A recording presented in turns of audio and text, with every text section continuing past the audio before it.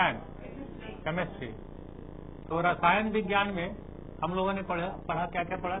Father of chemistry कौन है? Lavoisier.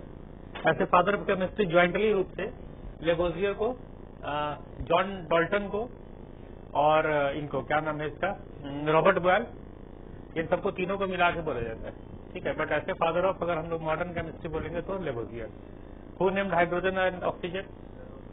और कंबशन भी, मतलब कोई भी चीज जलती है ऑक्सीजन के साथ, वो भी लेबोजियर ने ही कहा था। तो कंबशन का भी लॉ लेबोजियर ने दिया। ठीक है, ये सब 4-5 इंपॉर्टेंट चीजें हैं। और लास्ट क्लास में हम लोग क्या पढ़ लिए थे? हम लोग पढ़ रहे थे, अरे हम लोग क्या पढ़े थे? रदरफोर्ड पढ़ लिए थे, पढ़ना था। रदरफोर्ड पढ़े थे। तो रदरफोर्ड मॉडल ऑफ एटम है ना, परमाणु का रदरफोर्ड मॉडल। तो ये हम लोगों ने पढ़ा परमाणु के लिए। तो इसके 4-5 पॉस्टुलेट्स हैं। पॉस्टुलेट्स का मतलब क्या होता है कि 4-5 उसकी अवधारणा है। तो पहला अवधारणा क्या माना था वो, कि हम सबसे पहले गोल्ड फॉइल लिया उसने, एक ऐसा गोल्ड फॉइल मतलब पतली सी शीट लिया। ठीक है, और इसकी जो मोटाई थी वो 1000 एटम ऑफ गोल्ड था, मतलब 1000 परमाणु की मोटाई बराबर उसने पतला शीट लिया था। ठीक है, और इस पे क्या किया, अल्फा पार्टिकल से बॉम्बार्डिंग करवाया। अल्फा पार्टिकल से बॉम्बार्डिंग करवाया। अल्फा पार्टिकल किसको बोलते हैं? अल्फा पार्टिकल बोलते हैं कौन से एटम के पार्टिकल को? हीलियम। और इससे चार्ज कितना होता है? और इसका मास होता है 4u, मतलब द्रव्यमान इसका 4u होता है। ठीक है, तो क्या वो देखा, उसने सबसे पहले गोल्ड फॉइल लिया पहला, दूसरा उसने अल्फा पार्टिकल लिया, तीसरा उसने अल्फा पार्टिकल से बॉम्बार्डिंग कराया। अब उसको क्या कंक्लूजन मिला?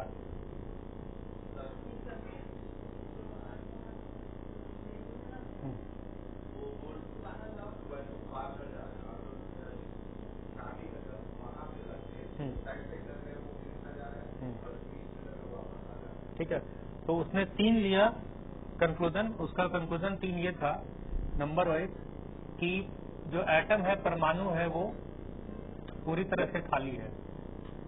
परमाणु पूरी तरह से खाली है, मतलब परमाणु के अंदर का जो जगह है वो पूरी तरह से खाली है। ठीक है, नंबर 2 उसने लिया कि कुछ अल्फा पार्टिकल अल्फा के कण जो है वो विचलित होते हैं अपने पाथ से, है ना। तो कुछ अल्फा कण विचलित होते हैं। और तीसरा लिया कि हाँ, और सेंटर पे उसने लिया कि केंद्र पे क्यों विचलित हो रहे हैं, तो केंद्र पे धनात्मक कण मौजूद है। ठीक है, इसलिए ये रिफ्लेक्ट हो रहा है। और एक कण प्रत्येक 12,000 में, मतलब 12,000 आउट ऑफ 12,000, एक का मात्र जो कण होता है वो अपने रास्ते पे वापस लौटता है। Rebound on its path. Rebound का मतलब अपने पथ पर वापस आता है।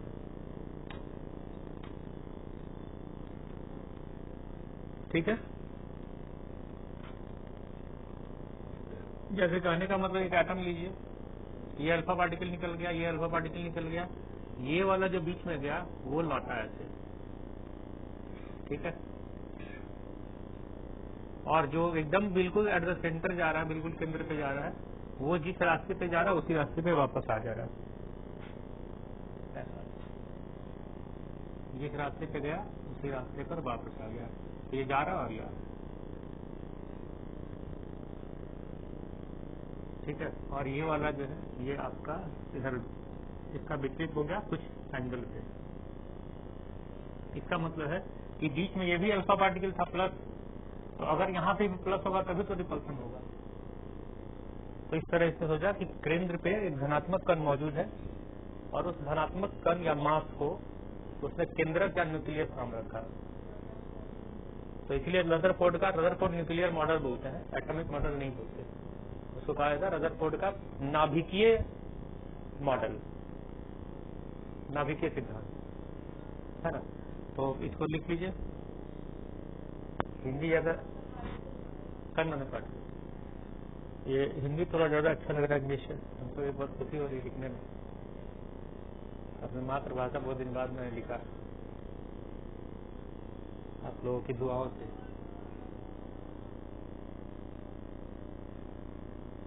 इंग्लिश में लिख लीजिए, हिंदी में लिखना, हिंदी में भी कोई प्रॉब्लम नहीं है ना। इंग्लिश साइंस और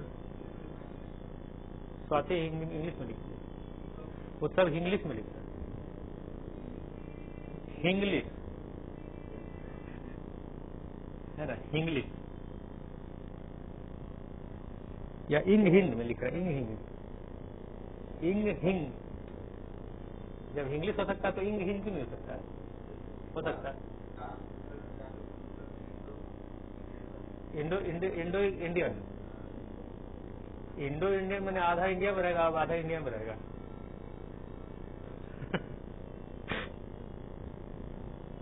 मतलब कि नॉर्थ इंडिया और साउथ इंडिया में रहेंगे, आधा नॉर्थ इंडिया आधा साउथ इंडिया। अच्छा जा रहा है, वो सब सेकेंडरी टर्शियरी रूट है, पीरियड जो है निकले, इसके निष्कर्ष ये निकले, निष्कर्ष ये निकला कि केंद्र पे केंद्रक जो है, केंद्रक धनात्मक आवेश का होता है, आवेश वाला होता है, धनात्मक आवेशित होता है। ठीक है, मतलब केंद्र पे धन आवेशित है। नंबर नहीं, ये लो बोल दीजिए। केंद्रक तो बोलो, नाभिक बोलते, सॉरी केंद्रक नहीं, नाभिक। केंद्रक तो बायोलॉजी का टर्म होता है। नाभिक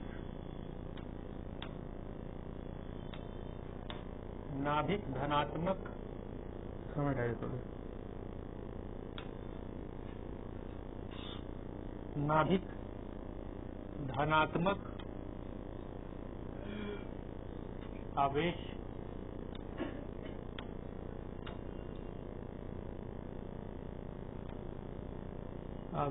का होता है। ठीक है, पहला बात। नंबर 2, परमाणु का संपूर्ण भार, परमाणु का संपूर्ण भार, भार मतलब मास, नाभिक पर होता है।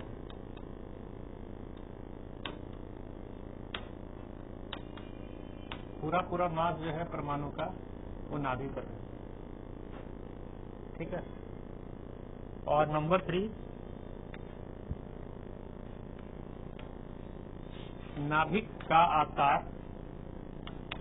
अगर पूछा कि आकार क्या है तो 1×10⁵ टाइम्स, गुना, हाँ 1,00,000 गुना छोटा होता है।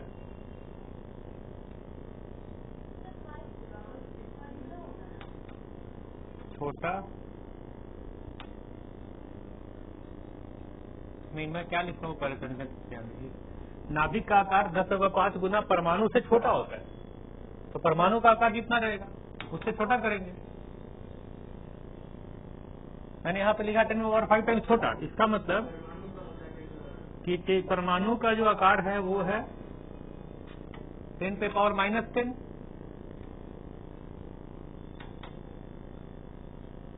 ठीक है, और नाभिक का आकार हो जाएगा 10⁻, मैं यहाँ कंपेरिजन कर रहा हूँ, 1,00,000 गुना छोटा, वहां माइनस तो नहीं लिखिए।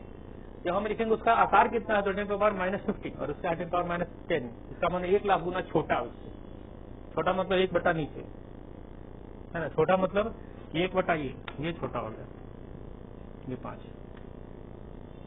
ठीक है, ये छोटा। तो परमाणु का आकार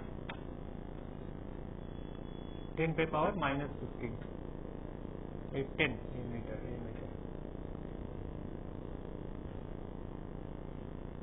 ये रदरफोर्ड ने बोला। तो रदरफोर्ड ने नाभिक का खोज किया। अच्छा, एक बात और बोला था नंबर 5 कि जो इलेक्ट्रॉन होते हैं,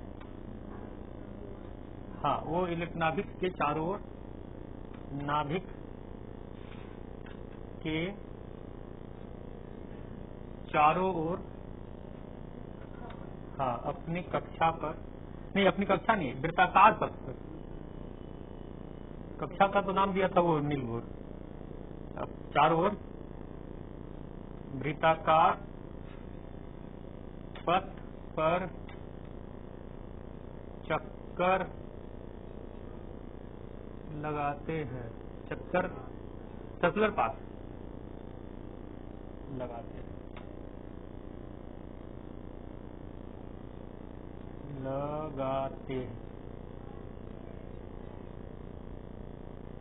इलेक्ट्रॉन नाभिक के चारों तरफ, इलेक्ट्रॉन्स रिवॉल्व्स अराउंड द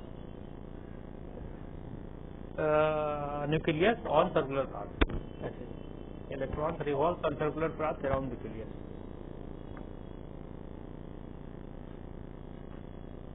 ठीक है। तो रदरफोर्ड ने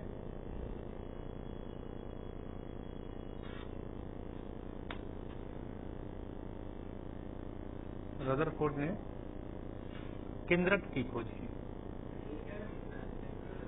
सेंटीमीटर में 100 से गुना कर दीजिए, -10⁻⁻10 गुना 1×10⁻², ये हो गया सेंटीमीटर। मतलब 10⁻⁻8 सेंटीमीटर होता है परमाणु, और 10⁻⁻13 सेंटीमीटर होता है नाभिक।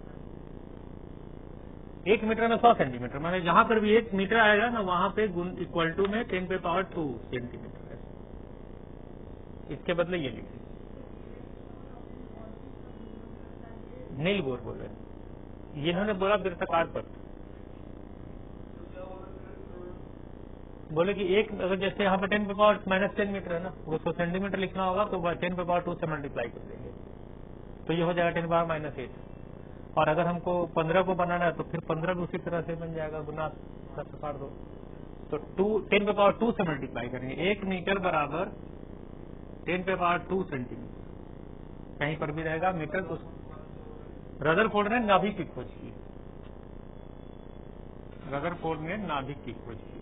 तो यहाँ पे आपका क्वेश्चन बनेगा कि रदरफोर्ड ने क्या किया। तो नाभिक इसी है, रदरफोर्ड ने, हाँ, नाभिक की खोज की। रदरफोर्ड ने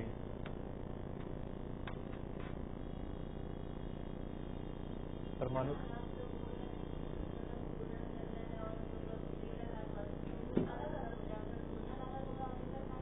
घूर्णन करते हुए वृत्ताकार पथ पे घूमता है। ऐसे उस दिन नहीं, वो सब यहाँ खड़ा कर दिए थे, घूर्णन ऐसे हुआ ये, अब वृत्ताकार पथ ये हुआ ऐसे।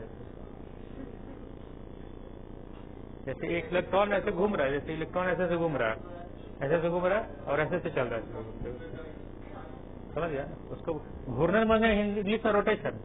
जैसे पंखा घूमता है, ये फैन देखिए बीच में, उसको बोलते हैं रोटेशन। लेकिन इसका अगर पंखे पे अगर किसी चिड़िया को बांध दी तो वो करेगा सर्कुलर पाथ से रिवॉल्यूशन। रिवॉल्यूशन माने वृत्त पे चलना, जैसे पार्क के चारों तरफ घूमना, और रोटेशन माने अपने एक्सिस पे घूमना, अपने ऑर्बिट पे घूमना। हाँ, तो वो रेवोल्यूशन करता है, बिल्कुल सही। हाँ, वो देखिए फेरल ले रहा है। वाह, अरे ये हमको भेज दीजिए, हमको भेज दिया तो डाउनलोड इसको इंस्टाग्राम पे मार देंगे। जब भेज दिए तो ग्रुप में सर आप डालते ही नहीं, बढ़िया बढ़िया चीज तो हम लोग फेमस हो जाता है। हम लोग का संस्थान फेमस हो जाता है आप डालते तो। उस समय किडनैप हो जाएगा कि इतना सुंदर आदमी यहाँ कैसे है। आपका इसको धमकिया नहीं लगेगा 50 लाख के लिए, इतना सुंदर तुम कैसे जा रहे हो ज्ञान में, ऑफर आ जाएगा, रेट बढ़ जाएगा इनका।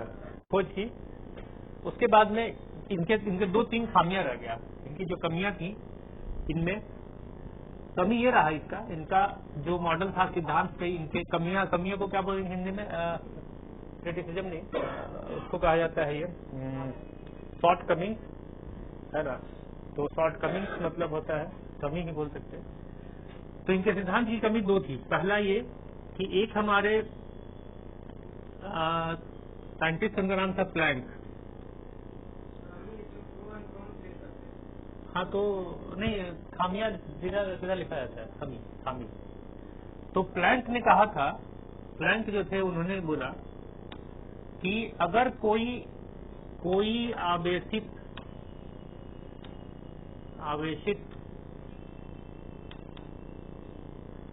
त्वरित कण यदि उसको क्या बोल सकते हैं, रिवोल्यूशन को, परिक्रमा, हाँ, वृत्ताकार पथ पे चक्कर लगाता है, वृत्ताकार पथ पर चक्कर लगाता है, तो यहां पे कहा, प्लैंक ने कहा था, ऐसे लिखिएगा, प्लैंक ने कहा था, ठीक है, कि कोई आवेशित त्वरित कण यदि वृत्ताकार पथ पे चक्कर लगाता है तो वह अपनी ऊर्जा को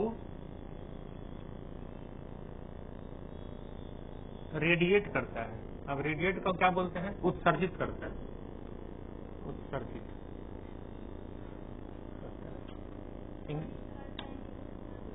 देखिए आप ऐसे लिखो कि any charge accelerated particle, any charge accelerated particle revolves on a circular path, it radiate energy।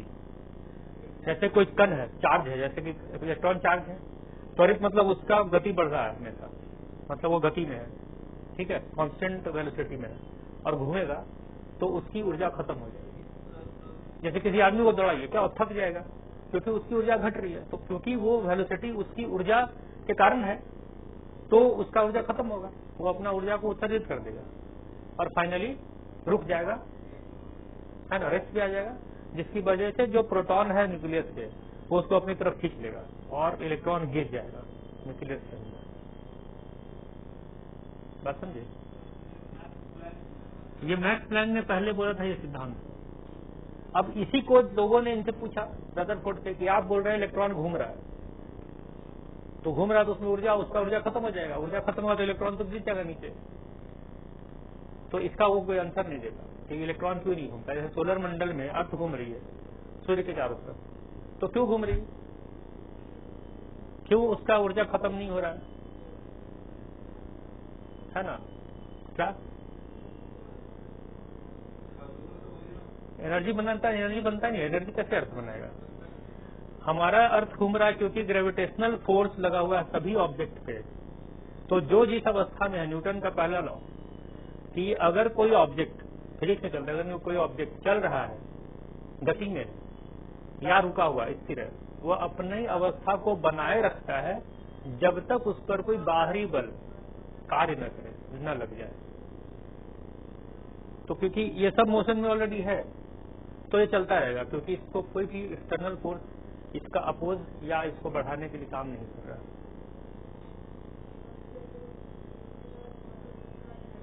हाँ, लेकिन यहाँ पर बोला कि ये कण घूम रहा है, तो प्लैंक बोला था कि कोई भी अगर घूमने वाला ऑब्जेक्ट होगा उसकी एनर्जी लॉस होगा ही होगा एकदम, ठीक है। तो इसी सिद्धांत के हिसाब से इलेक्ट्रॉन की ऊर्जा खत्म होनी चाहिए, और जब इलेक्ट्रॉन की ऊर्जा खत्म होनी चाहिए तो इलेक्ट्रॉन रुक जाना चाहिए, और जैसे ही रुकेगा उसको पॉजिटिव चार्ज और नेगेटिव चार्ज में अट्रैक्शन हो जाएगा और इलेक्ट्रॉन चला जाएगा न्यूक्लियस में। जैसे यहाँ देखिए, जैसे मान लीजिए ये आपका इलेक्ट्रॉन घूम रहा है ऐसे इस रफ्तार में, ठीक है, और यहाँ पे प्लस है, इस पे माइनस चार्ज। ये बोल रहा है इसकी एनर्जी खत्म होगी तो ये रुक गया, जैसे ही रुका तो ये अट्रैक्शन फोर्स ऑफ अट्रैक्शन आएगा तो इलेक्ट्रॉन इसमें गिर जाएगा, नीचे आ जाएगा इलेक्ट्रॉन, है ना। तो दूसरा बोले यहाँ पे कि वह अपनी ऊर्जा को उत्सर्जित करता है, और दूसरा बोल रहा है कि धनात्मक नाभिक, जो धनात्मक नाभिक है, धनात्मक नाभिक इलेक्ट्रॉन को अपनी ओर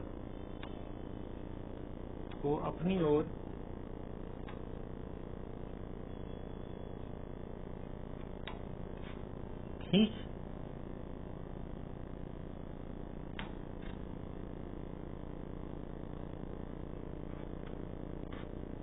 लेगा और उसका नतीजा क्या होगा कि परमाणु संकुचित हो जाएगा।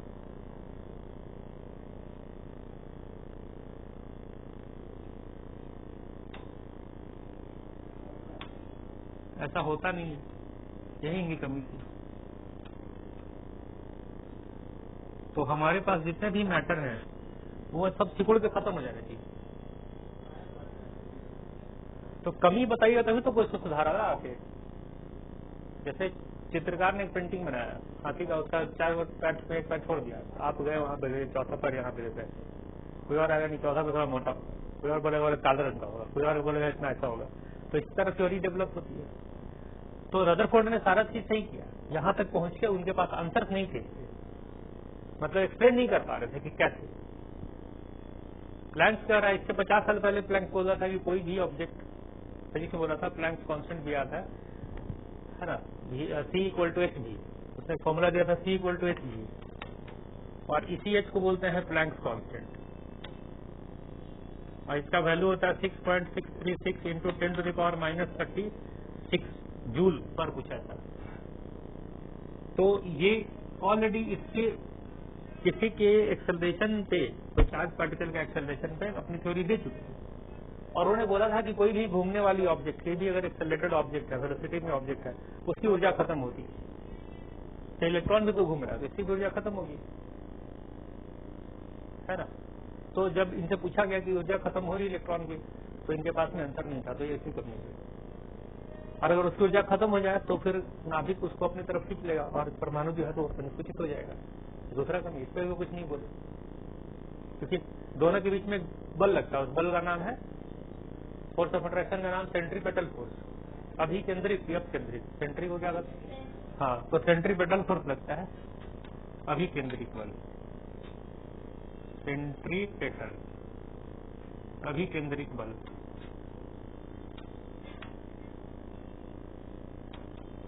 तो अभिकेंद्रित बल ही उसको अपने सर्कुलर पाथ पे घुमा रहा है, तो उसको अपनी तरफ खींचे हुए और वो आगे जा रहा था, तो इसके बाद सर्कुलर पाथ पे घूम रहा है, और उसकी एनर्जी जैसे जैसे खत्म होगी वैसे वैसे वो परमाणु के नाभिक में इलेक्ट्रॉन घूमने लगेगा और आगे नजदीक आते आते आते जैसे, है कि नहीं। जैसे अगर आप बच्चा में नहीं खेलोगे तो आज के लिए कठौती ले लीजिएगा, है ना। कठौती मतलब जिसमें आटा सानते हैं, गमला, जो भी गमला है, उससे एक सिक्का ऐसे नचाइए, सिक्का लीजिए, ऐसे भी नचाइए, जैसे कि मौत का कुआं में वो मोटरसाइकिल वाले को घूमता है ना, वो क्या होगा, वो सिक्का ऐसे घूमते घूमते नीचे जाके लास्ट में गिर जाएगा, छूट जाएगा। यही इलेक्ट्रॉन क्या होता है। नहीं, आदमी की मृत्यु होने के बहुत सारे रीजन है ना। आदमी का मृत्यु, जैसे आप ऐसे बोलिए कि जब तक सेल नहीं मरेगा तब तक आदमी की मृत्यु नहीं होगी, तो सेल के मौत में इलेक्ट्रॉन का कोई हाथ नहीं। सेल का मरना मतलब सेल, नया सेल बनना बंद हो जाना, सेल का रिस्पिरेशन करना बंद हो जाना, सेल का माइटोकॉन्ड्रिया जो रिस्पिरेशन ऊर्जा दे रहा है वो बंद कर देना, डाइजेशन बंद हो जाना, है ना। तो सेल डिवीजन, सेलुलर रिस्पिरेशन और सेलुलर डाइजेशन बंद होगा तो सेल मरेगा, और जब सेल मरेगा तो आदमी मर जाएगा, क्योंकि हम लोग तो सेल से बने। सेल ने टिश्यू बनाया, टिश्यू ने ऑर्गन बनाया, ऑर्गन ने ऑर्गन सिस्टम बनाया। तो हमारा जब नर्वस सिस्टम जब मर जाएगा, नर्वस सिस्टम का जो सेल मर जाएगा तब उसको डेड मार जाता है। क्योंकि आदमी कोमा में रहता है लेकिन ब्रेन जिंदा रहता है, उसको कुछ पूछता है तो आंख से इशारा करता है तो समझ जाता आदमी जिंदा, मतलब ब्रेन वर्क है। तो जब तक ब्रेन को मौत नहीं होता तब तक उसका मौत नहीं मान सकता। अब हार्ट अटैक हो जाए, कुछ भी हो जाए, उसका देखेगा आदमी का दिमाग जिंदा है कि नहीं। और मरने के बाद भी आदमी का ब्रेन 2-3 घंटा तक जिंदा रहता है, हाँ जो भी। तो उसमें क्या 2-3 घंटा तक वो फील करता है, मतलब अगर कोई इसके बगल में रो रहा है ना तो मरा आदमी सुन रहा है कि रो रहा है, उसका दिमाग कैलकुलेशन कर रहा है। इसीलिए नहीं, क्योंकि वो बाकी चीज कंटेंट हो चुका है, बाकी ऑर्गन उससे मर चुके हैं। जैसे सांप अगर मरा हुआ भी है ना तो आप काट सकता है, मरा हुआ सांप भी काट सकता है, इसलिए सांप गांव में क्या, जब सांप मरता है या पकड़ा जाता है उसका मुंह छोड़ देता है, मतलब मुंह को एकदम चपटा कर देता है, मुंह को एकदम बिल्कुल चूर खत्म कर देता है। तो सांप के नाक के ऊपर में एक छेद होती है छोटी सी, वो थर्मोडायनेमिक सेंस करता है, मतलब हीट को सेंस करता है। तो आज वो सांप मर चुका, बट अगर उसका मुंह है और वो ग्रंथि जो है काफी देर तक जिंदा रहती है, उसके बगल से कोई जाएगा तो वो हीट को सेंस करेगा और वो एक्शन होगा, मतलब रिफ्लेक्स एक्शन, उसको काट लेगा। तो मरा हुआ सांप भी काट सकता है और जिसको काटेगा वो मर जाएगा। ठीक है, तो सांप को वो देख करके नहीं किसी को काटता, वो हिट से वो अनुमान लगा लेता है कि सामने का जो आदमी या कोई जानवर है उसका, हाँ, वो उष्मा को ग्रहण करता है। ठीक है, और वाइब्रेशन, जैसे हम हाथ पर हिला रहे हैं तो हवा में जो वाइब्रेशन हो रहा है उस वाइब्रेशन को वो फील करता है और उससे पूरा कैलकुलेशन कर लेता है कि क्या साइज कितना है, आकार कितना है, ये खाने लायक है कि नहीं है, सब समझ जाता है। इसलिए सांप को मरने के बाद गाँव में लाठी से, अभी किसी को पूछे क्यों उसका मुंह छू रहा है, तो बोलता है उसका आंख में पिक्चर कैट से आता है। तो वो उसको समझाने, वो बेवकूफ आदमी उससे समझाएगा, तो उसके आंख में पिक्चर, उसके लिए वो नहीं था। रीजन ये है, साइंटिफिक रीजन, कि उसका जो उष्मा वाली ग्रंथि है वो एक्टिवेट रहता है काफी देर तक। तो सांप के मरने के बाद उसके बगल से कोई गुजरेगा तो काट लेगा उसके मरने के बाद। हाँ? तो वही नागिन का बदला होता है, वही है मरने के बाद भी। तो आपको कैसे पता आपको कि नागिन है? क्वेश्चन ये भी है आपको, हाउ डू यू नो कि नाग है कि नागिन, कौन बदला लेगा? क्या नाग बदल नहीं सकता है? ऐसा थोड़ी।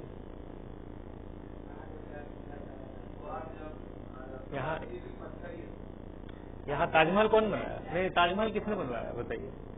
ताजमहल किसने बनाया? क्यों नहीं शाहजहां ने बनाई, जो भी मुमताज ने बनाया? बना किससे होगा, किसने बनवाया?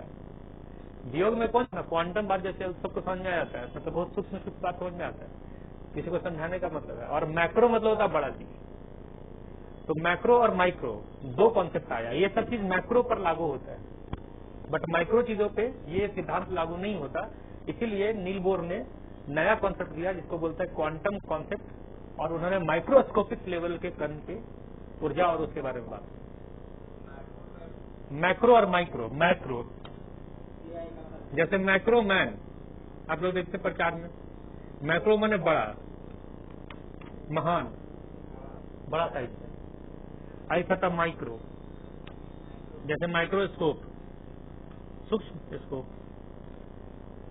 तो इन्होंने सूक्ष्म वाले का सिद्धांत दिया, माइक्रो मैंने छोटा, जैसे ना माइक्रोस्कोप, मैक्रो मैन। ठीक है, तो सूक्ष्म का सिद्धांत दिया, और इसीलिए अभी इसे लिखते हैं हम आगे।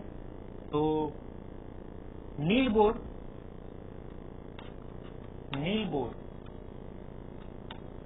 ने इनके कमियों को दूर किया और उन्होंने नया कॉन्सेप्ट दिया, क्वांटम कॉन्सेप्ट।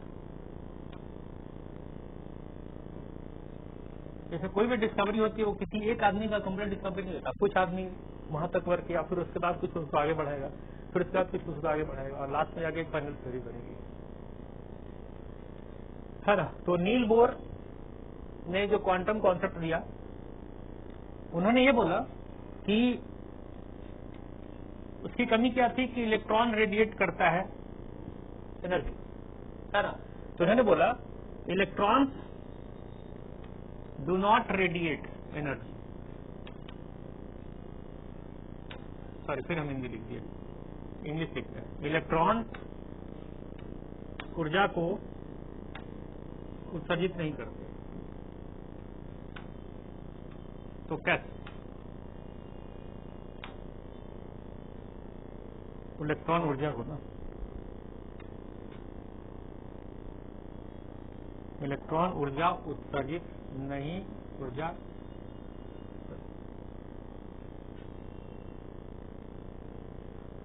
उत्सर्जित नहीं करते। क्यों नहीं करते? तो उन्हें बोला इलेक्ट्रॉन के पास ऊर्जा होती ही नहीं, तो रहेगा तब तो उत्सर्जित करेगा। मतलब प्लैंक का सिद्धांत सही है, बट उसके लिए इसके पास ऊर्जा हो, है ना। जैसे कि एक ढेला बांध के आप ऐसे घुमाते रहिए हाथ से रखी है, तो ढेले के पास ऊर्जा नहीं, ऊर्जा मैं दे रहा हूं उसको। सिमिलरली इलेक्ट्रॉन को ऊर्जा कहीं और से मिल रही है, तो किससे मिल रही है? तो इन्होंने बोला कि नहीं, वृत्ताकार पथ जिस वृत्ताकार पथ पे इलेक्ट्रॉन घूमता है, वृत्ताकार पथ पर निश्चित एक मात्रा में ऊर्जा होती है। अब एक थ्योरी बदल दी कि उस पथ पर ऊर्जा है और उसी की वजह से इलेक्ट्रॉन घूम रहा है। तो जिसके पास ऊर्जा है नहीं, उत्सर्जित क्या करे, वो तो घूम रहा है पथ पे ऊर्जा की वजह से, और पथ तो घूम नहीं रहा। जैसे क्या कीजिए, आप एक गोल ऐसे घेरा बना के उस पर टॉफी गिरा दीजिए बहुत सारा, अगर बच्चा को खड़ा कर दीजिए बीच में, बच्चा क्या करेगा, टॉफी उठाएगा, फिर उठाएगा, फिर उठाएगा, चलते रहेगा। और जब तक टॉफी खत्म हो जाए तब तक घूमता रहेगा, लेकिन टॉफी यहाँ पे अनगिनत है तो हमेशा चलता रहेगा। बस इसी तरह से इलेक्ट्रॉन भी घूमते रहता है। पथ पर ऊर्जा है, इलेक्ट्रॉन उस ऊर्जा से घूम रहा है।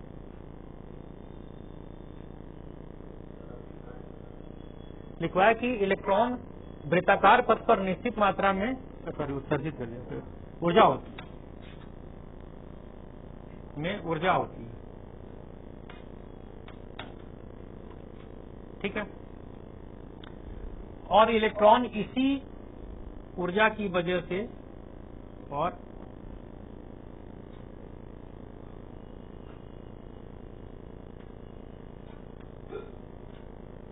और इलेक्ट्रॉन इसी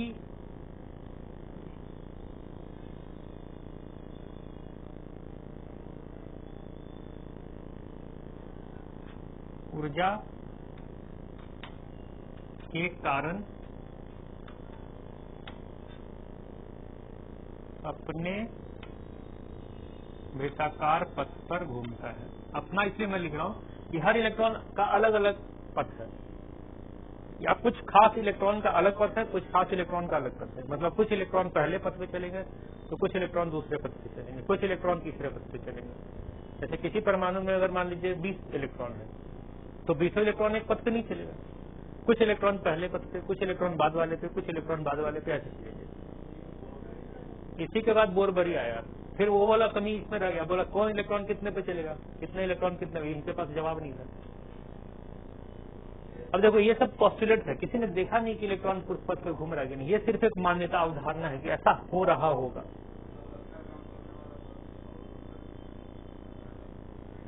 पावर का इस्तेमाल हमेशा सही काम के लिए किया जाता है, गलत काम के थोड़ी किया जाता है कि नहीं। तो सही काम में आदमी को पावर लगाना पड़ता है। आप अच्छा काम कीजिएगा 10 आदमी तो घूम जाएगा। कि इलेक्ट्रॉन इसी ऊर्जा के कारण अपने वृत्ताकार पथ पर घूर्णन करता है, घूर्णन नहीं उसको परिक्रमा करता है। हाँ, घूर्णन और परिक्रमा दोनों ही करता है, तो घूर्णन एवं परिक्रमा दोनों ही लिख लीजिए आप, कोई प्रॉब्लम नहीं।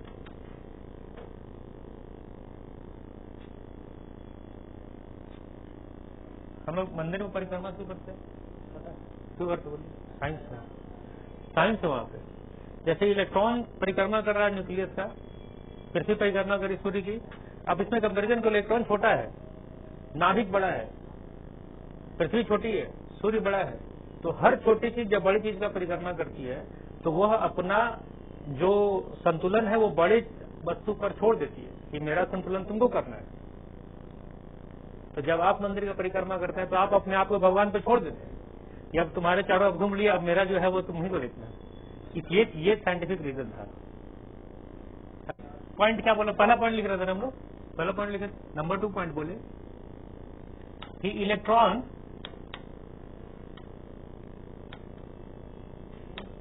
जब दिख रहा था, इलेक्ट्रॉन जब, अब इसको हम लोग अंदर और बाहर ऐसा कर ले कि बाहरी कक्षा, अच्छा पहले इलेक्ट्रॉन का कक्षा लिख दीजिए, एक मिनट। वृत्ताकार पथ को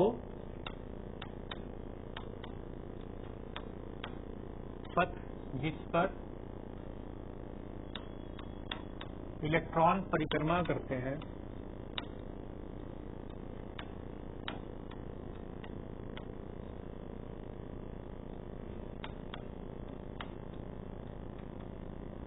उसे कक्षा कहते हैं।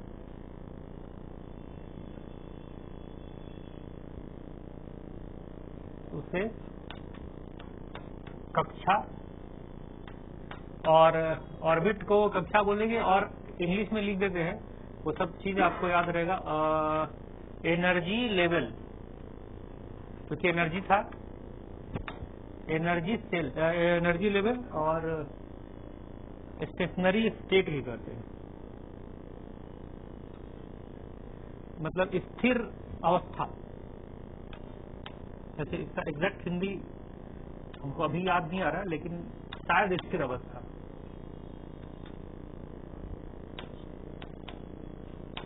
और सेल, SHELL, सेल का मतलब होता है बाहरी पथ कहते हैं। ये दो आपको ज्यादातर मिलेगा।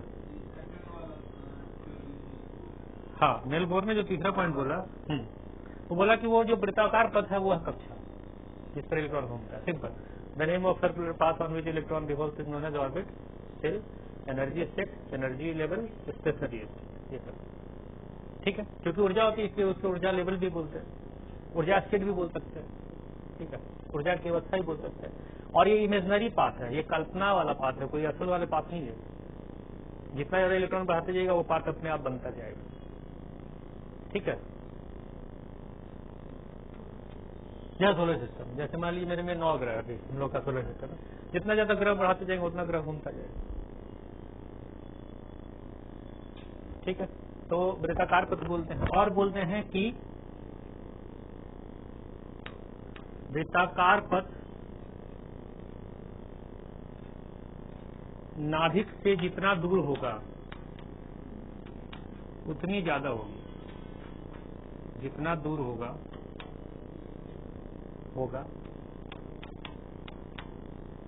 होता है उसकी एनर्जी, उसकी ऊर्जा उतनी ज्यादा होती है।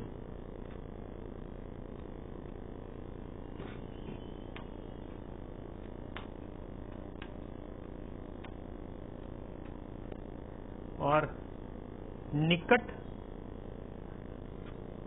कक्षा का या की ऊर्जा SHELL, सेल ऑर्बिट को ही कक्षा करते हैं, सेल को भी कक्षा ही करते हैं। निकट कक्षा की ऊर्जा न्यूनतम होती है।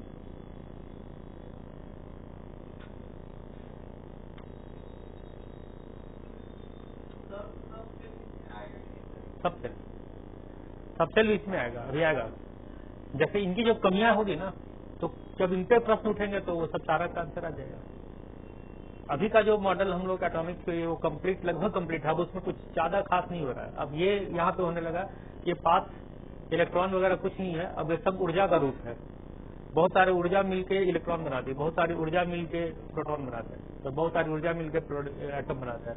मतलब अगर हम सब एटम को तोड़े तो लास्ट में ऊर्जा में बदल जाएगा। और ऊर्जा तो इनविजिबल है, देख नहीं सकते। Energy is equal to atom, ठीक है। और जैसे कि सूरज से जो ऊर्जा आती है वो ऊर्जा ट्रांसफर होती है पेड़ों में, और उस ऊर्जा से फल बनते हैं, और फल हम लोग खाते हैं, हम लोग के अंदर मैटर बन जाता है। एनर्जी का ट्रांसफॉर्मेशन मैटर में हो रहा है, तो मैटर का भी ट्रांसफॉर्मेशन एनर्जी में हो जाएगा, हो सकता है। अभी ये थ्योरी आएगी कुछ दिन के बाद। मतलब हम लोग सब ऊर्जा के स्वरूप है, जैसे बोलते हैं ना हर आदमी भगवान है, इसी सिद्धांत को प्रूव कर रहे हैं, है कि नहीं। तो हम लोग मंदिर क्यों जाते हैं, तो ऐसे ही होता है कि हर जगह में आदमी भगवान है। जैसे मैडम भगवान है, मैडम को कितने लड्डू चलाए हम लोग। इलेक्ट्रॉन बाहरी कक्षा से भीतरी कक्षा में, मतलब एक्सटर्नल ऑर्बिट से हो रहा है ना। इलेक्ट्रॉन बाहरी कक्षा से अगर भीतरी कक्षा में जंप करता है, मतलब आता है, ठीक है, तो क्या होगा, ऊर्जा उत्सर्जित करेगा, तो ऊर्जा उत्सर्जित करेगा, ठीक है। और छठा लिख लीजिए इसी में कि अगर इलेक्ट्रॉन आंतरिक कक्षा, भीतर लिखिए कोई दिक्कत नहीं, भीतरी कक्षा से बाहरी कक्षा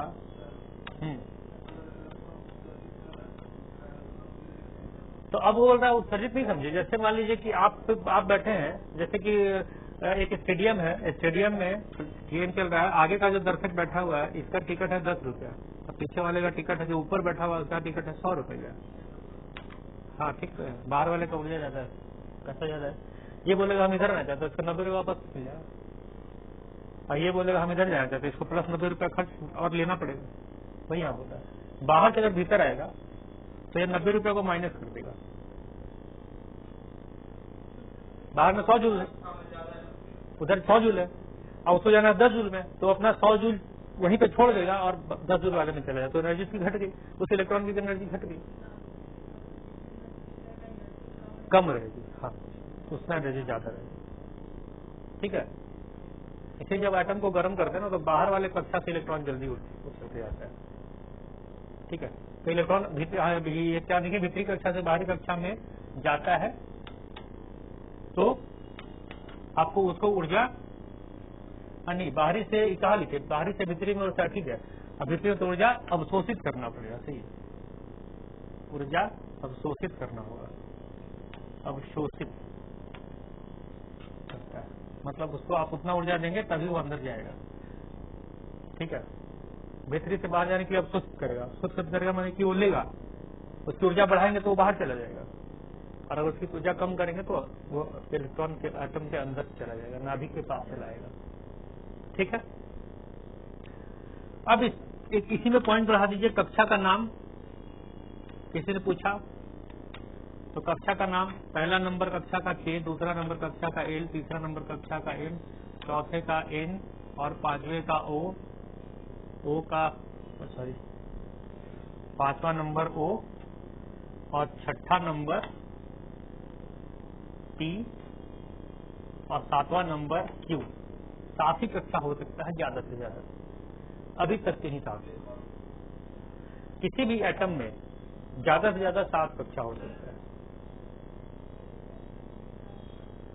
एटम कितना भी बड़ा कीजिएगा, कितना ही बड़ा, अभी के हिसाब से 7 कक्षा मतलब 7 पात हो सकता है। ठीक है, पानी ले लो। शाही जी गाँव गए क्या? पता नहीं, जाता है तो भीतरी कक्षा की ऊर्जा कम है, बाहरी कक्षा की ऊर्जा ज्यादा है, तो वो अवशोषित करता है, मतलब एब्जॉर्ब करेगा एनर्जी। तो बाहर वाला अंदर आएगा तो छोड़ के आएगा। ठीक है, और कक्षा का नाम केलेमेन है, और नील बोर ने ही बताया था कि कक्षा की जो दूरी होती है वो नियत होती है, और उन्होंने उसका फॉर्मूला दिया था। कोई पूछा कि कक्षा कितना दूर होगा, तो बोले K का इतना, L का इतना, M का इतना, उन्होंने एक फॉर्मूला दिया जो केमिस्ट्री में मेडिकल वगैरह में पढ़ना होता है। आप ये रखिए, याद रखिएगा कि कक्षा की दूरी नाभिक से नियत होती है, मतलब रेडियस नियत होता है, कांस्टेंट होता है, तो रेडियस बोलते हैं।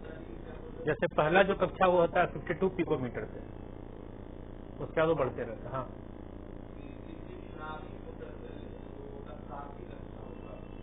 किसी भी एटम में, परमाणु में बोला, किसी भी परमाणु में, ये किसी भी परमाणु में 7 से ज्यादा नहीं हो सकता। कक्षा का नाम इतना ही K11 होती है। और ये 7 क्यों है? क्योंकि पीरियोडिक टेबल में कितना पीरियड होता है? 7। तो जिस परमाणु में जितनी कक्षा, वो उस पीरियड नंबर का एटम है, वो सबसेल है, वो ऑर्बिटल है, वो कक्षा नहीं है, वो उप कक्षा है, K11। ठीक है, जैसे पीरियोडिक टेबल को देखिएगा, इधर से 7 लाइन होता है, 1 line, 2 line, 3 line, 4 line, 5 line, 6 line, 7 line. तो 7वां में जो होगा इसमें सवेरे कक्षा होंगे, छठा में 6 कक्षा होगा वहां तक, अब पहला वाला में खाली K होगा। यही इसका जब पीरियोडिक टेबल बना तो बात आ गया। 7वां में 7 होगा, दूसरा में 2 होगा K और M, तीसरा में KLM होगा, चौथा में KLMN होगा, पांचवा में KLMNO, ऐसे ऐड होते जाएगा। अब भले उस कक्षा में इलेक्ट्रॉन 1 हो, चाहे 20 हो, 50 हो, वो उससे नंबर पे डिपेंड करेगा। तो इनकी कमी यही रही। किसी ने तो पूछा कि कितने इलेक्ट्रॉन होंगे कक्षा में, तो बस बोले कि उनको नहीं पता है ना, कुछ न कुछ जाके कहीं ना कहीं तो आदमी बुढ़ा होगा, नहीं रिसर्च हो पाया होगी। जब तक यंग थे तब तक बहुत खून पान करते थे इधर, अब जैसे जैसे होल्ड हो गए तो इनकी रिसर्च धीरे हो गई। तो यहाँ पे क्या हुआ कि अब उनका पास इसका आंसर नहीं था कि नंबर ऑफ इलेक्ट्रॉन कितने। तो फिर इनके साथ एक बरी नाम के साइंटिस्ट मिले और इन लोगों ने मिल के बोर बरी स्कीम दिया कि उसके हिसाब से कितने इलेक्ट्रॉन किस कक्षा में रहेंगे। ठीक है, तो आगे बढ़े, बोर बरी का फिर कर लेते हैं। दुई नील बोर ने ऐसा कर दीजिए कि नाभिक से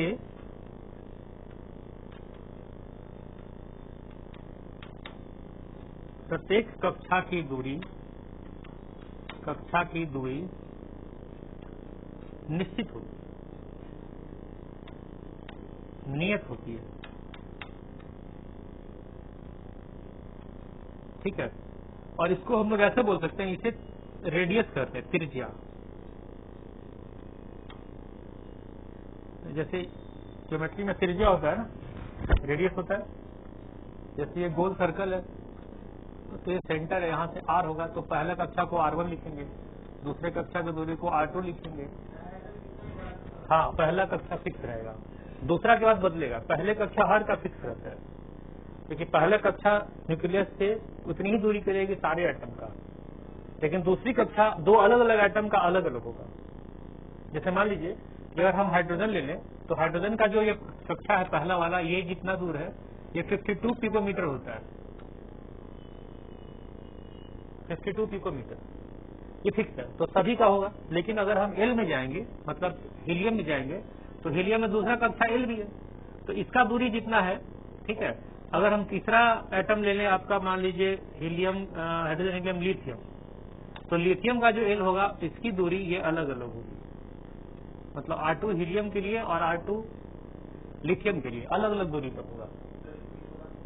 उसको उतना लिखने का जरूरत, आप खाली लिखिए कि नाभिक का प्रति कक्षा की दूरी नियत होती है, उसे त्रिज्या कह सकते हैं। पहली कक्षा की दूरी 52 किलोमीटर,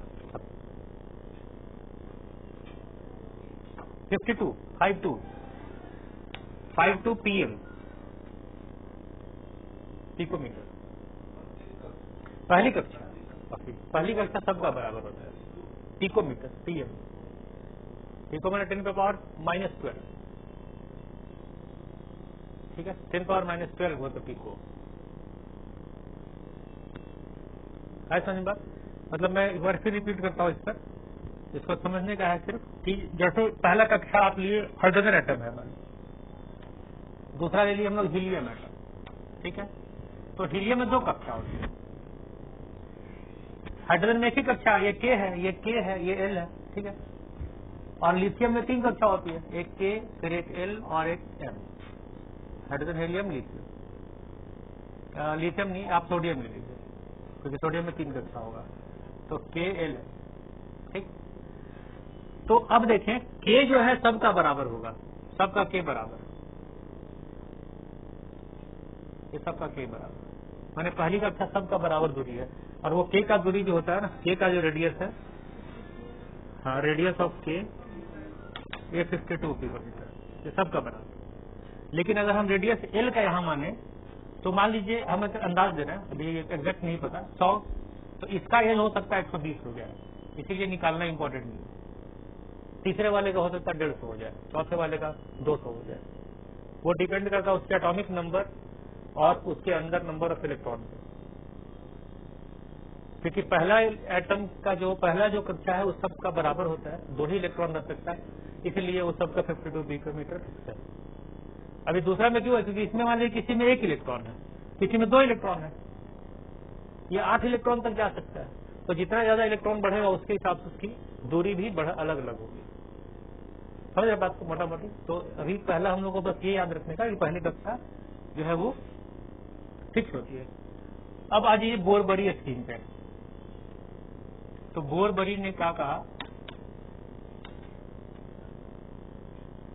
बोर बरी स्कीम, बोर बरी स्कीम को क्या बोले? स्कीम को हिंदी में क्या कहते हैं? योजना। हाँ, बट यहाँ योजना ही जाएगा, यहाँ पे स्कीम का मतलब नियम बना सकते हैं। बोर बरी इलेक्ट्रॉनिक नियम कुछ ऐसा है ना, तो स्कीमें लिखे ना, स्कीम ही करता है, हिंदी में भी स्कीमें लिखा जाता है, नहीं थ्योरी स्कीम। उन्होंने फॉर्मूला बताया, तो ये बोले कि इलेक्ट्रॉनों की संख्या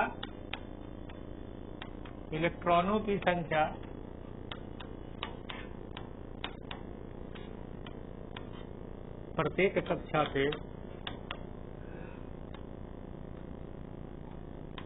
कक्षा में कितना होता है? तो 2n² होता है,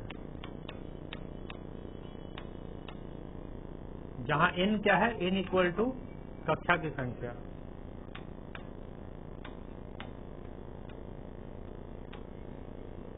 जैसे मान लीजिए k कक्षा है तो k पे हो जाएगा 1 की संख्या, तो 2n² डालेंगे तो नंबर ऑफ इलेक्ट्रॉन 2 गुना 1 का स्क्वायर मतलब कि 2 इलेक्ट्रॉन रह सकता है। अगर L पे डालेंगे L का संख्या 2, फॉर्मूला 2n², तो 2 इंटू 2 का स्क्वायर मतलब 2 गुना 4 यानी 8, तो 8 इलेक्ट्रॉन रह सकता है। जिस कक्षा पे निकालना होगा हम उस कक्षा पे चले जाएंगे, समझे? 18 इस तरह से बढ़ता जाएगा। समझाया कि फॉर्मूला क्या है? 2n²। n क्या है? कक्षा की संख्या। तो मान लीजिए k कितना नंबर का कक्षा? k 1 नंबर का कक्षा, तो यहाँ पे n की जगह 1 रखे, तो 2 गुना 1 का स्क्वायर, तो 2 गुना 1 मतलब कि 2, तो k पे 2 ही इलेक्ट्रॉन रहेगा। तो ये k है, k का नाम, और यहाँ पे 2 इलेक्ट्रॉन है तो 1 इलेक्ट्रॉन आप यहाँ लगा दीजिए, 1 इलेक्ट्रॉन हम यहाँ लगा दीजिए। ये घूम रहा है, घूर्णन और परिक्रमा दोनों कर रहा है, ठीक है। दूसरा नंबर L है, तो L पे बोलता है कि रहेगा 2 गुना 2 का स्क्वायर मतलब 2 गुना 4 यानी 8, तो 8 इलेक्ट्रॉन रहेगा। 1 2 3 4 5 6 7 8, और ये रह सकता है, कोई जरूर नहीं कि इतना ही रहे, इससे कम भी हो सकता है, ज्यादा से ज्यादा 8 हो सकता है मैक्सिमम, अधिकतम इलेक्ट्रॉन की संख्या प्रत्येक कक्षा में अधिकतम।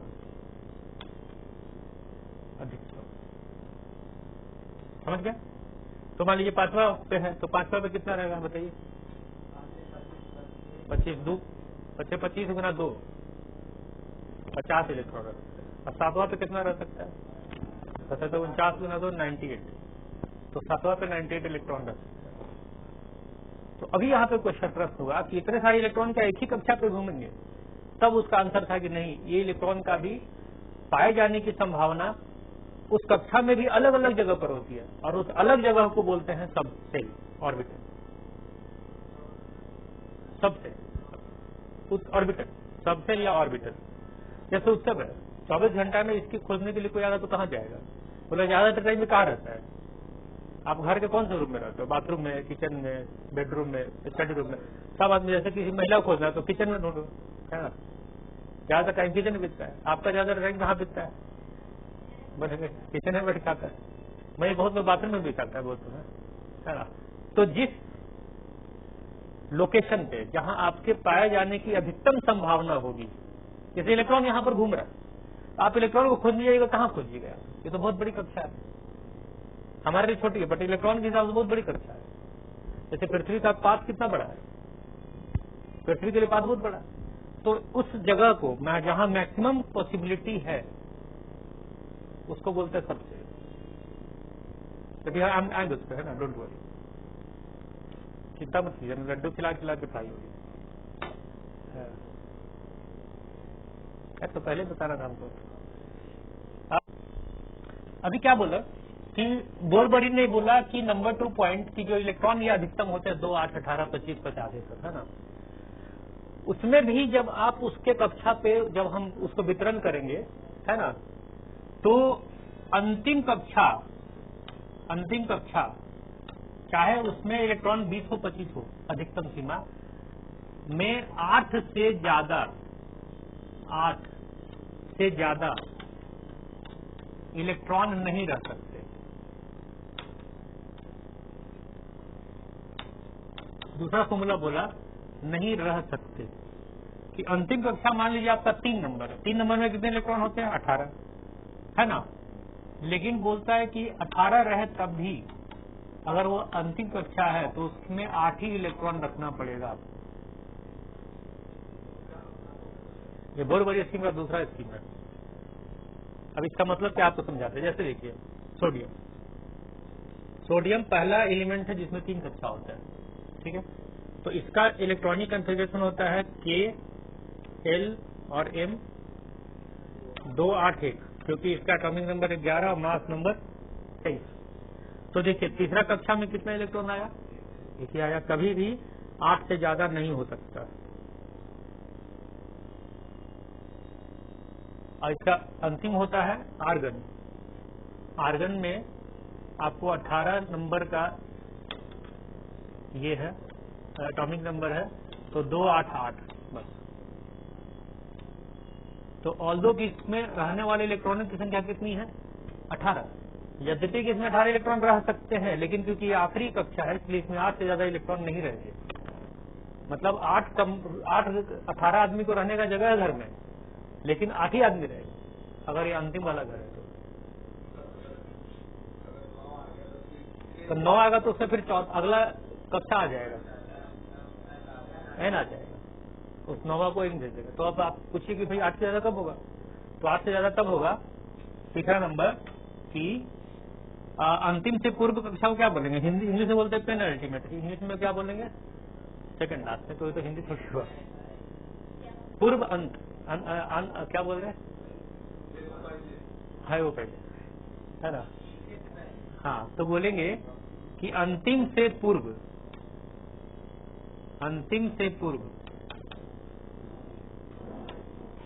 कक्षा में 18 तभी होंगे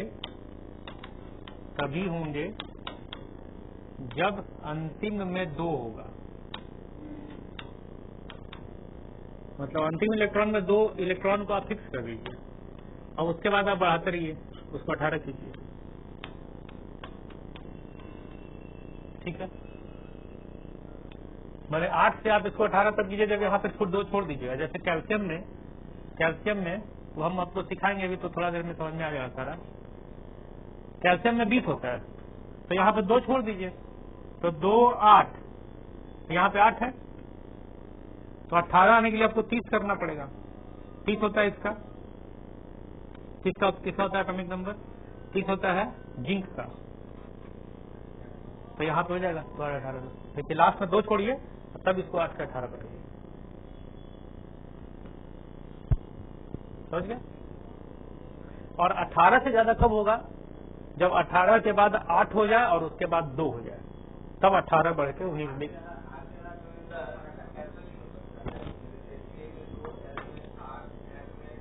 नहीं हो सकता।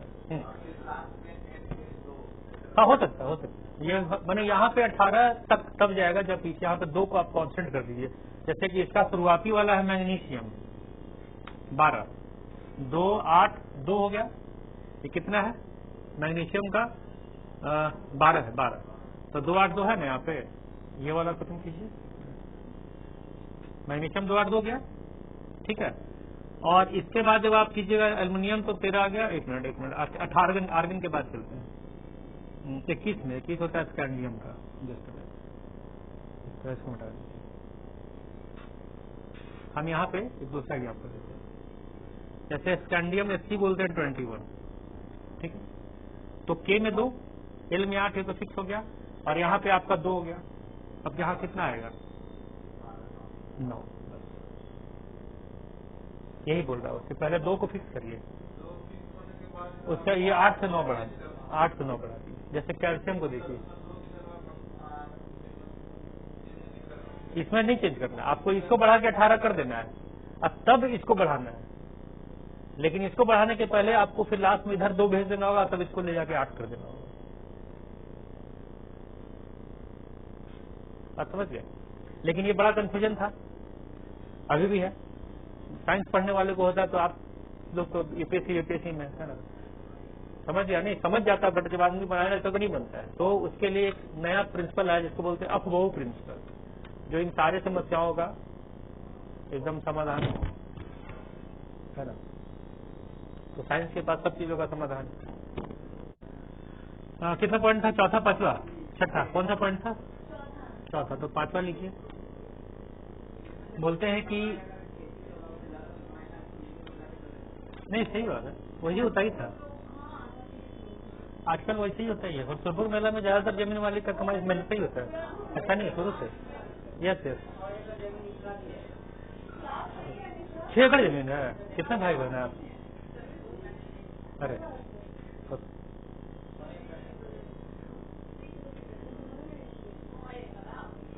6 एकड़ जमीन है सुजाता का? सुजाता का 6 एकड़ जमीन है।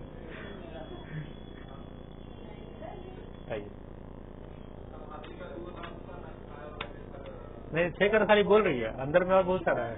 6 एकड़ तो सामने जो रोड पर है उधर है, बाकी खेत की तरफ तो कुछ ही मत। डॉटर डॉटर 6 इलेक्ट्रॉन उपस्थित होते हैं। 6 इलेक्ट्रॉन तभी उपस्थित रहेंगे। हाँ,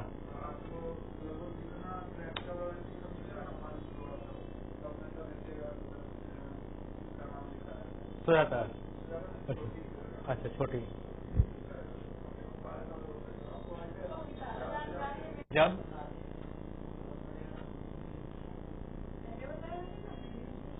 जब अंतिम कक्षा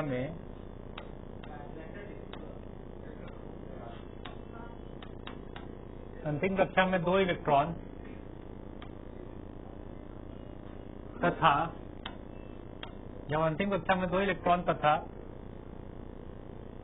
जब अंतिम कक्षा में दो इलेक्ट्रॉन तथा उससे पूर्व, हाँ बस अंतिम है ये, उससे पूर्व 8 इलेक्ट्रॉन हो,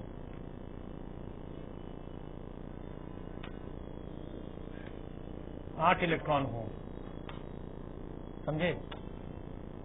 मतलब कि 18 इलेक्ट्रॉन तभी रहेगा, जैसे मान लीजिए आपके यहाँ पे 2 है तो 8 है तो 18 है, कितना हो गया? 2 8 18, 28 और 2 30 और 8 38, ऐसा ALMNO। इस टाइप का इलेक्ट्रॉनिक कॉन्फ़िगरेशन तभी मिलेगा जब 18 कहीं पर है तो उस सबसे अंतिम में 2 होना चाहिए, उसके पहले 8 होना चाहिए, तभी यहाँ 18 पहुंचेगा, नहीं तो उसके 18 से ज्यादा नहीं रहेगा। नहीं तो आप ऐसा नहीं कि यहाँ पे 2 कर दिया, यहाँ 20 कर दिया, नहीं, यहाँ 18 है तो अगला को 8 है, उसके अगला को 2 करना पड़ेगा।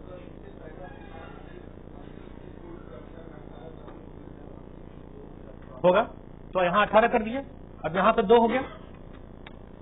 अब ये 2 को हम बढ़ा के 3 4 5 6 7 8 करेंगे, ठीक है? तो तब तक वो 18 फिक्स रहेगा। ये हम यहाँ पे देखिए 18 तभी उपस्थित होते हैं, मैंने 18 अगर हो गया तो उसके बाद में 8 और 2 का सीक्वेंस बनाना पड़ेगा आपको, मैंने उसके बाद आप बदल नहीं सकते इसको। ये हमारा कहना, ठीक है?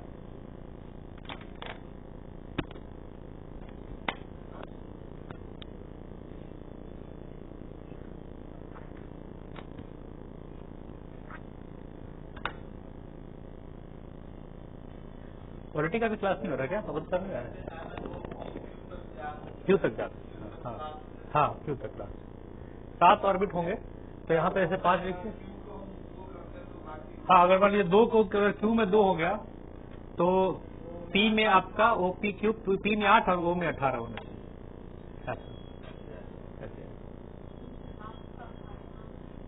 हाँ, मैंने 18 के बाद में 2 और तक रह सकता है, अगर 2 से बढ़ाएंगे तो फिर 8 और 2 बनेगा, तब तक इधर 18 रहेगा। अब यहाँ पे ये पहले 18 करेंगे और तब फिर इसको बढ़ाएंगे, जैसे फिर 2 से 8 18 बढ़ेगा, ये 2 रहेगा, कांस्टेंट हो गया पहले नियम के हिसाब से। अब जब ये 18 हो जाएगा तब फिर यहाँ 18 19 20 21 22 23 पहुंचेगा, और फिर ये 18 तभी तक रहेगा जब इसमें 8 और 2 में पहुंच जाएगा, है ना? ये था बोरबरी स्कीम। हो गया, मिटा दो, लिखिए आगे। अब चलिए एक आते हैं मोल। मोल क्या है? What is mole? Mole is the unit of quantity of atom या quantity of matter, quantity amount of substance, है ना? तो इसको लिखते हैं unit of amount of substance. Amount of substance मतलब पदार्थ की मात्रा को हम लोग मोल कहते हैं, ठीक है? तो मोल का मतलब क्या हो गया? हिंदी में लिखते थे मोल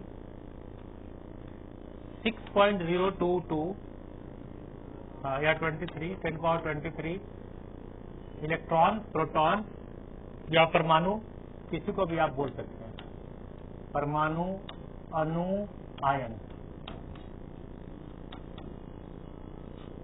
ठीक है, ये संख्या में। और उसका जो मोलर मास होता है उसको बोलते हैं, मोलर मास हिंदी में क्या कहते हैं? परमाणु द्रव्यमान, परमाणु भार, या द्रव्यमान संख्या या भार संख्या। द्रव्यमान संख्या या भार संख्या, दोनों इसी का नाम है। जैसे ग्राम में लिखना, इन ग्राम। जैसे मान लीजिए, एग्जांपल लीजिए, सोडियम का 1 मोल सोडियम अगर हम लोग लिखें तो सोडियम का कितना एटम होगा? 6.02 2 10 टू दी, यहाँ 2 या 3 कोई भी रहता है, ज्यादातर बुक में 2 रहता है, कहीं कहीं पे पुराने में 2 3 भी लिखता था। कितने परमाणु 1 मोल में? ठीक है। और इसकी भार संख्या कितनी होती है? तो 23 ग्राम भार में 1 मोल में। ठीक है, अगर ग्राम बोलेगा तो 1 मोल बराबर 23 ग्राम। -23 वो ग्राम एक परमाणु का भार के लिए आता है, -24 ग्राम। एक 10⁻23 परमाणु सोडियम के, सोडियम परमाणु। -23 जब एक परमाणु का भार आएगा तब होता है -24 ग्राम, है ना, या -27 ग्राम।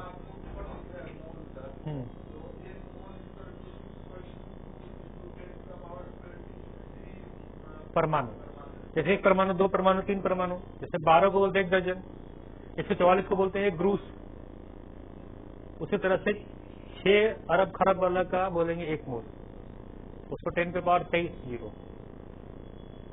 मतलब ये होता है 6022 1 2 3 4 5 6 7 10 11 12 13 14 15 16 17 18 19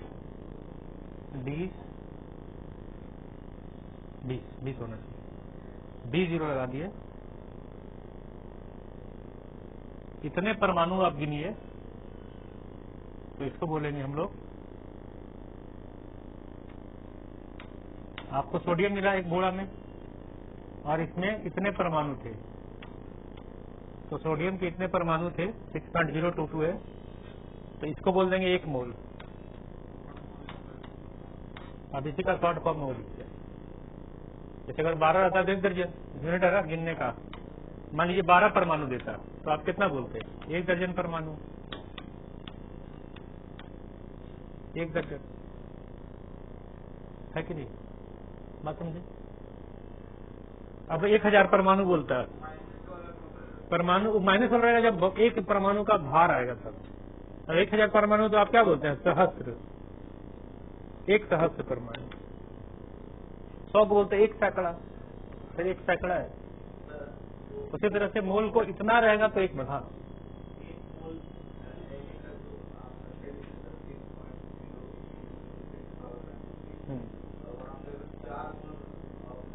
तो इसको 4 से गुना कर देते हैं।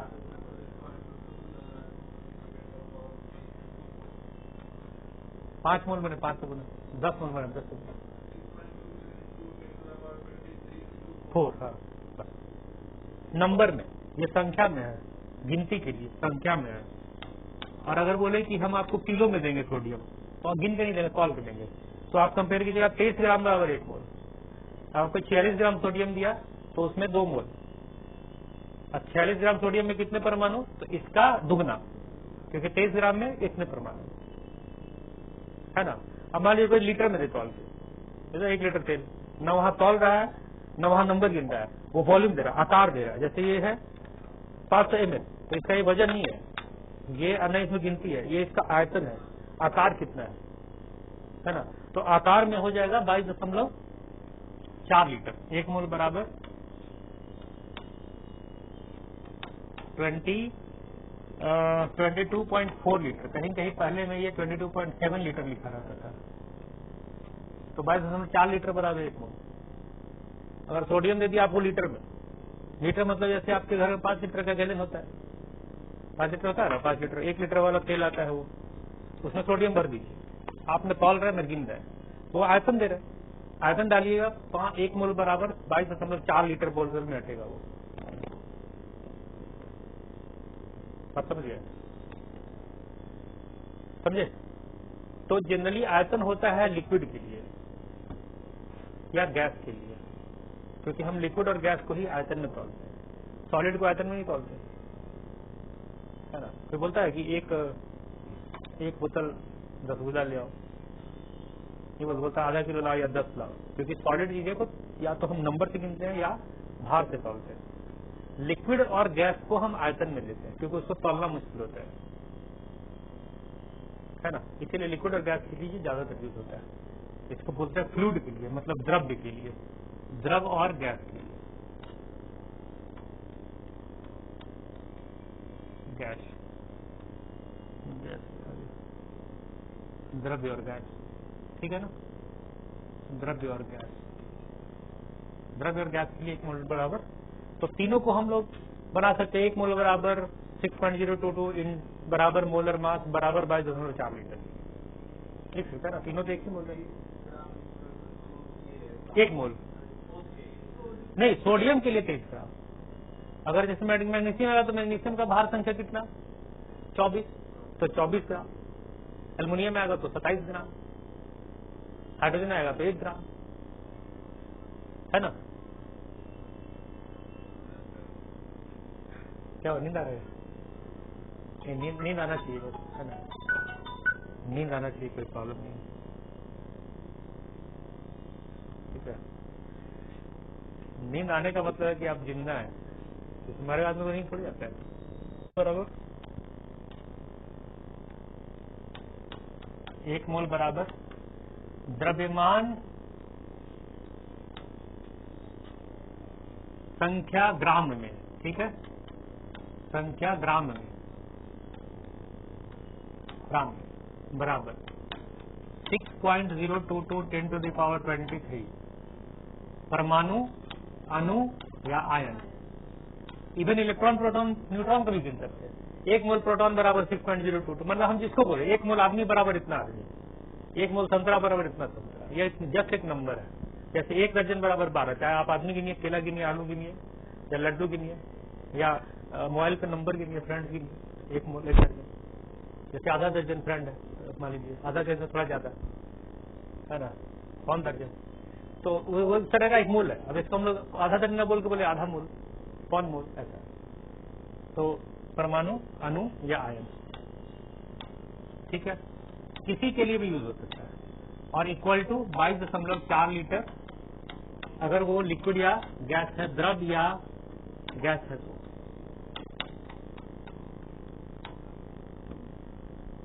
22.4 लीटर, ये तीनों एक ही। अब जैसे सोडियम रहेगा तो 23 ग्राम, एल्युमिनियम रहेगा तो 27 ग्राम, हाइड्रोजन रहेगा तो 1 ग्राम, कार्बन रहेगा तो 12 ग्राम। तो याद कर लीजिए ना, 2 मिनट का लगेगा। एक बार बोलिए 1 मोल बराबर द्रव्यमान संख्या ग्राम में। अच्छा, वो बोले मास नंबर वगैरह तो अगले क्लास में करवाएंगे 5 में। तो अगले क्लास में कल है ना हम लोग क्लास, कल बाय है ना, ठीक है। कल दीजिए उनको, चिपका देंगे, पता चला पीठ पे चिपका दिए सब। एक अंकित से मिलिए, आपके पीठ पे चिपका देंगे। हाँ, दीजिए उनको दीजिए, चेक करेंगे, दीजिए।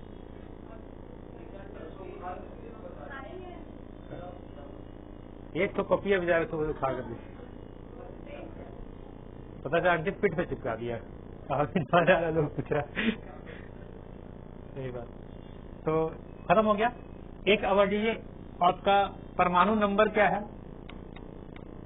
परमाणु संख्या क्या है, व्हाट इज परमाणु संख्या, एटॉमिक नंबर, और परमाणु भार या भार संख्या। देखिए, नंबर ऑफ प्रोटॉन मतलब प्रोटॉन की संख्या को हम लोग बोलेंगे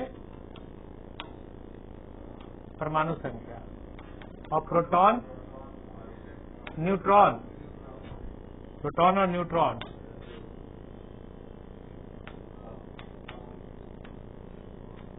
प्रोटॉन प्लस न्यूट्रॉन, ये सब। उज्ज्वल अब कुछ दिन में डरा देगा हम लोग को, अचानक से बोलेगा कि यस अचानक उसका एक दिन बोल देगा कि व्हाट इज योर मतलब matter, I am calling on somebody, ठीक है। तो प्रोटॉन प्लस न्यूट्रॉन की संख्या, दोनों की संख्या,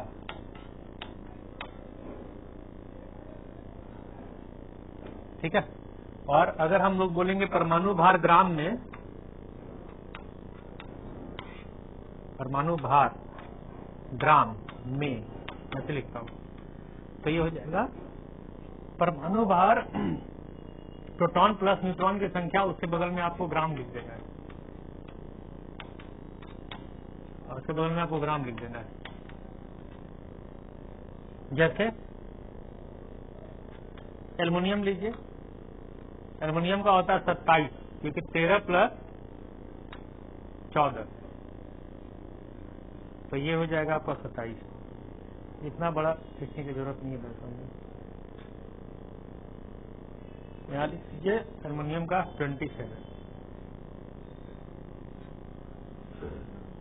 ग्राम, और इसका परमाणु संख्या एल्युमिनियम का हो जाएगा 27, खाली 27 ग्राम में लिख दे तो परमाणु भार हो गया, है ना। तो मेरे समझ में इतना काफी है आज के लिए, क्योंकि अब हम लोग सारा मोस्ट ऑफ द बेसिक्स को खत्म कर लिए और बहुत सारे क्वेश्चन तो बन जाएंगे। अब हम लोग का क्वांटम थ्योरी चलेगा और periodic table, carbon, polymer, vitamin, ठीक है, ये चलेगा। आप जब बोलिए, अगले क्लास तक कीजिए।